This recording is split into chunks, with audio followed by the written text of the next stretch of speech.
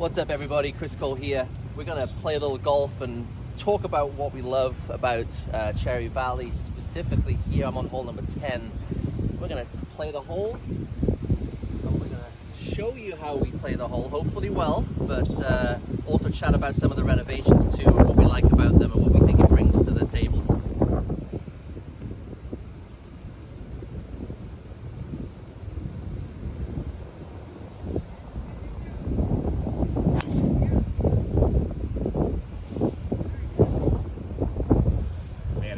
Well, I thought last year, I thought the hole was a little bland. I didn't see much out there really to help shape the tee shot. I also kept the ball at the left as much as possible and tried to shorten the distance, and that has been taken away from me now, and the hole has forced me to go middle right, which now increases the length of the hole. And the prevailing wind, I often feel with the times that I play here, really comes into effect. It's a good par 5 now, championship quality, I would say. So we were dead into the wind today, so as I discussed, I played to the middle. I got lucky, but I was really favoring the right-hand side, and as John can pan around here, this bunker on the left and the bunker in front here, when the wind's more down or non-existent, really comes into play for us. But here I am in the fairway, and I'm looking now, and I don't think enough people do the following. I don't think enough people zap the trouble.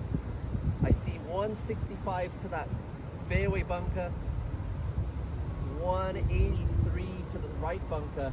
I think they're more concerned with how far it is to the green, but 165, 183, those are, I don't want to be in those bunkers. A fairway bunker shot into a green is hard work without water left, which, as we all know, exists here.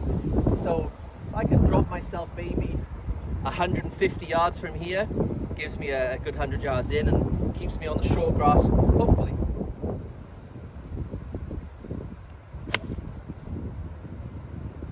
Hedge on the side of caution, and into the wind really plays into my decision, as you're going to see next. I have 87 yards, and I can't stress that we're into the wind here. It's a wind advisory here today, Friday, August 9th, as you'll all check your weathers to confirm that we're having a windy day.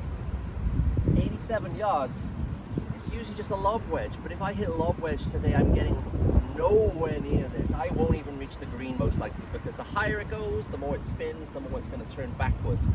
So this is a shot that's uncomfortable for a lot of you. I'm happy, as any golf professional at the shop is, to help you learn this shot, and that's how to take extra club and hit it a bit lower with a lot less spin to make the ball keep moving forward as it runs out of velocity, not come backwards. You need that into the wind. So 87 yards, usually a lob wedge. I'm probably going to hit something a bit more creative.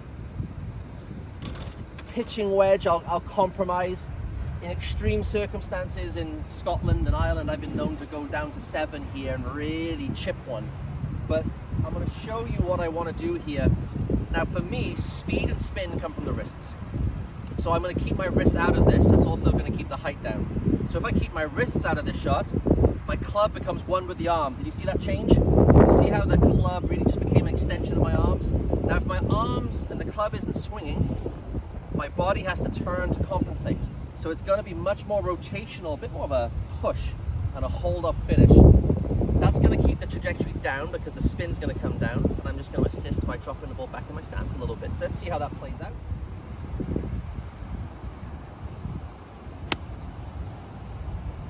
Alright guys, so I'm on board. I'm on the par 5 and 3, which off the goal tees into the wind, I'm pretty happy with.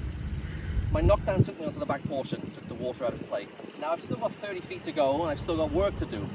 A lot of club players, and here's a little tip for you, rehearse their distance control putts with their head down. Not quite sure what's being rehearsed there. I often wonder if they're uncertain they're even going to strike the golf ball. I promise you, you are. The putting stroke is very, very straightforward. Very little can actually go wrong, except misjudgment of speed. If we were playing cornhole, I would love to assume you didn't rehearse like this. And you would look up and kind of swing your arm towards where the inevitable target would be.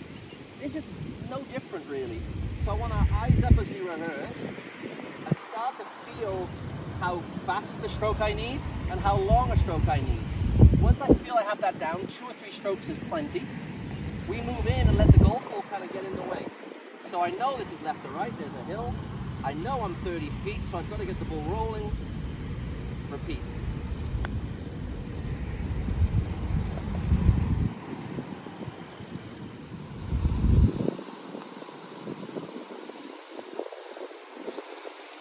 So 5 strokes, decent drive, a good layup, a thought out third, and good 2 putts. As long as you think your way through each shot, then you'll be fine.